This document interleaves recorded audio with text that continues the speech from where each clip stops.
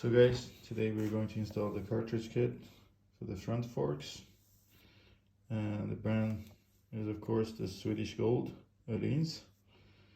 So I'm going to show you how to step by step take out the front forks and then reinstall them. Let's go.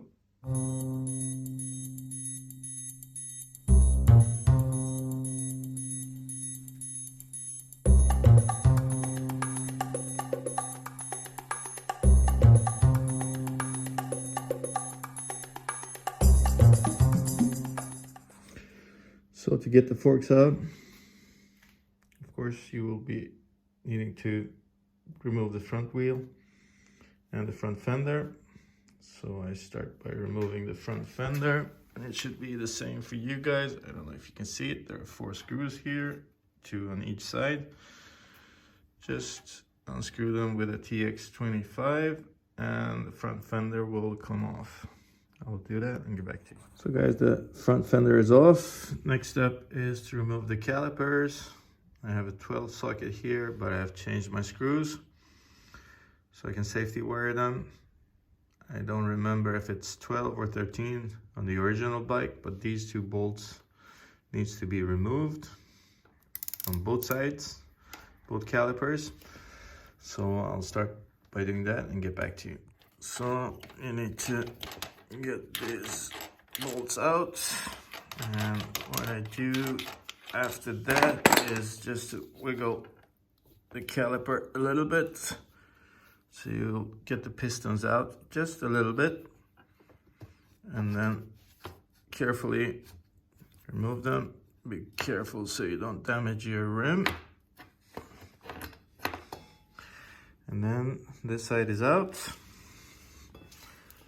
You have to repeat the same procedure to the other side. Just to get them away from the working area, I hang the calipers up so they're not in your way. So next step is to remove any protection that you have from the front wheel. I use the Gillis, so there's only 1 screw there. So I can get access to the right hand side of the front wheel. So this is the right hand side of the bike.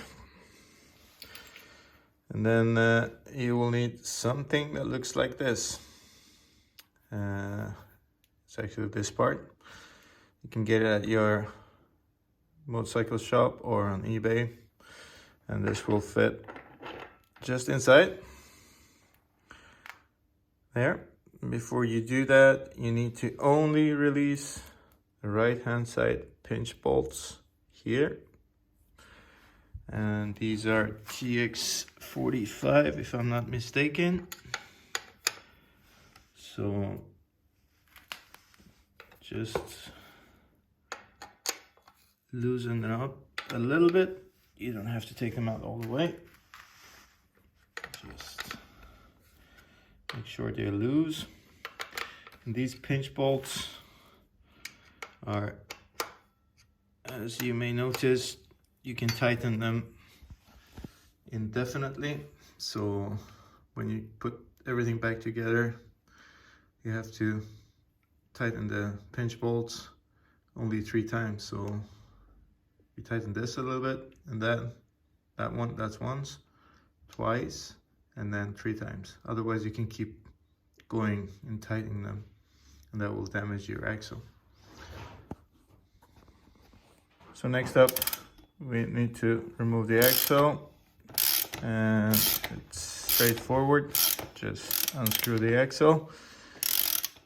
So there are a couple of things you have to be slightly careful with here, and that is the wheel sensor in there. So when you get the front wheel off, so that you don't damage that, so usually I set in front of the bike and I have 1 leg on the front wheel, and then if you push the front wheel all the way to the right, there's a ledge so the rim could sit and rest on it, and then you have to remove the axle all the way out. So the axle is out, there's a hole in there. I usually put my finger in there and press the axle towards the left so I can unscrew this easier. The last parts you can do by hand, and then the axle is off. Just yank it, and you need your both hands for this, but I'll try to show you. Out. So there's the front wheel axle, and then there's the front wheel off. Store it somewhere safe. So guys, I'm using a center front stand. If you're using the traditional front stand where you pick up the bike from underneath the fork, you will not be able to turn the front suspension as I can do. But anytime you get the wheel off, there's a good opportunity to clean all this stuff here. You will get brake pad residues here, and it's a fine type of powder, and this will travel on your shocks and will get inside the sealing here, and after a while it will leak your, make sure that makes that your front forks will leak. So make sure you clean the inside of your forks. So there's the front wheel sensor and the distances, and as I mentioned earlier, the pinch bolts here on this side you don't touch, you only open them on this side. So I'm gonna give the fork some love and care, clean them out, maybe put some oil inside for the axle. Same thing with the axle, just clean it and lubricate the surface of it. And then next step is to get the forks off. So next step is unscrewing this screw. That is the bracket that's holding the front wheel sensor cord. This is just to be able to free the cord that goes on the other side. I don't know if you guys can see that. Let me show it to you from the side. So we need to remove this protection piece that is holding the cord that goes to the wheel sensor. And then you guys probably have a screw in here that's holding the wheel sensor to the front fork.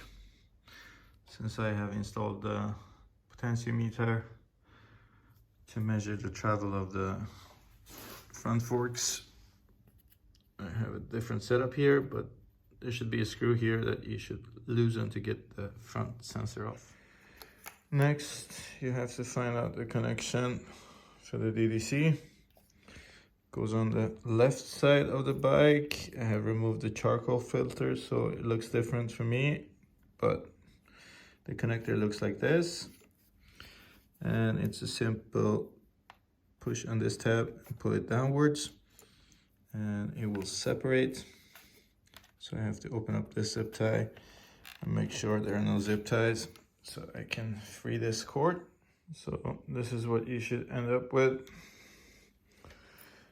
Make sure you put some cover up here on top of this. Either you tape it or put a zip tie bag so you don't get moist and rainwater in it. The other end. So next step is to loosen the lower triple clamp screws on the side that you will release the front fork from. And I have a different type of screws. They look like this. So that's the only reason for that is saving some weight. They're titanium, and to be able to safety wear them. Unfortunately, since I used the potentiometer, I had to use the original on top of here. That's why I have the solution for the safety wear. But your screws should look like this. These pinch bolts, you just tighten once at 10 Newton meter when you put them together back on the lower side. But I will not remove, but just lose these screws and remove this cable tie, so I can get the fork slide out of the triple clamps. So I start by losing these screws. Just a tip, guys, anytime you cut safety wiring off your bike, make sure you get every single piece of it, and I mean every, because these guys can get in your tire and you have a puncture. So make sure that there are none of these tiny pieces of steel looking like needles lying and waiting to get inside your tire. So the pinch bolts for the lower triple clamp are loose, and then depending on your setup, you need to loosen the bolts for your clip-ons. Mine's are Bonamici, and I have 2 screws in there. I don't know if you guys can see that. Then I need to loosen, and then next step is to loosen the top triple clamp holders for this, and then that's the screw in there. So as you can see, the pinch bolts for clip-ons are loose, so they are moving. And next is big bolt there.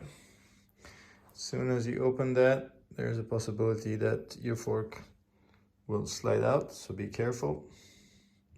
I will need both my hands to be sure that I'm not dropping the fork. I'll loosen this one and get back to you. So guys, it's a really snug fit to this, so you have to twist and pull to get the fork out. So it took me a while. Just be patient, twist and pull, and Bob's your uncle. So you keep doing this motion and pulling down, and then the forks will eventually come off. Be careful with these babies because they're expensive. So I will just put them in bubble wrap for now. And then this is what we got here. I needed to cable tie the clip-ons to the triple clamp. Otherwise it will pull on the clutch cable and put unnecessary tension on it. So one side is out, and we have to repeat the same procedure on the other side. So guys, here's the other leg. And this is the triple clamp, upper and lower. So everything's off. I have to send these babies to suspension mechanics to open them up and put the cartridge kit from Öhlins inside there, and then reassemble them. So guys, today we're going to reinstall the forks, and as you can see, I've got the Swedish Gold cartridge kit inside the front forks. So we're basically doing everything that we did earlier in reverse. So start by inserting the left fork in the left bottom triple clamp and just push it up So I have to get it through the top triple clamp and the clip-ons. So I need to remove the temporary holding device for my clip-ons to the triple clamp so they don't hang. And I need to cut these and insert the front fork left side all the way up. So I'll do that and get back to you. So the left fork is in place, everything's loose, and the bottom triple clamp is gripping it. As you can see, the screws are loose, but it still stays in place. It's good to have something to pry open these parts and push the fork up, and hopefully when you did insert the cartridge kit inside, you received some documentation on how much the golden parts should be shown on top of the triple clamp. So I need them to be 5 millimeters above the triple clamp. So I will adjust that, and then basically you need to tighten these screws, and these are 10 Newton meters for the torque, and you do them once only, otherwise you can keep tightening these screws to the end of the time. On top we have 10 Newton meter for my Bonamici clip-ons, and then 12 Newton meter for the top triple clamp. So I'll fix this side and then repeat the same on the other side. So the left leg is in, and I have tightened these screws to the spec. That one as well for the triple clamp on the top. These are for the bottom ones. And then on this side I have 2 screws in there for the clip-on, and before I removed it, or when I got the settings for the clip-on as I like, I draw a line with a white pen, so it's easy to get it back at the same place, so you will have the same angle on both of the clip-ons. So next we're going to reinstall. As you can see, I have removed the brakes. I can show you guys that. They are here, getting drained and getting polished. So I need to refill them with brake fluid and change the pads, get them ready for the season. So back to the bike. Next up is reinstalling the potentiometer and reinstalling the front wheel sensor and making sure that the cable is routed correctly as it was before. And this cable needs to go underneath this bracket, and then the potentiometer is installed on top here and then at the bottom. So I'll do that and get back to you. So guys, the potentiometer is in and the cable for the front wheel sensor is routed. So these are the clips that need to be clipped together with the brake line eventually. And I'm going to install the steering stops here from Alpha. So that's why these screws are loose. So I have to be careful so I don't damage the potentiometer against the cooler. So left side is done, and we have to repeat the same procedure on the right side. So guys, the left side is in, so no need to explain that anymore. I just put the front wheel in, the wheel axle is in. So what I need to do now is eventually get the brakes on, tighten the wheel axle, and tighten these pinch screws and 3 times over. So then you're set. And I need to get the crash protection on the front wheel as well, eventually in there when I'm done. So these are the steps that you need to do in reverse from what we did earlier. So that's it for you, BMW. And when you deal with professionals inserting your cartridge, you will get stickers like this. And don't ask me what all the numbers are, but 180 is the amount of oil, 10 Newton is the spring that is in there, preload is 8, rebound and compression. Sorry, this is only rebound, and on the other hand, on the other side, we should have the compression. That sticker is on the other side. So compression there. So those are my settings according to this bike. Hope you enjoyed the video. Please do comment and subscribe. Hopefully I will get back to you with a new video about how to get the steering stops in there from Alpha Racing, and then we'll probably be ready for the track. So guys, the final result.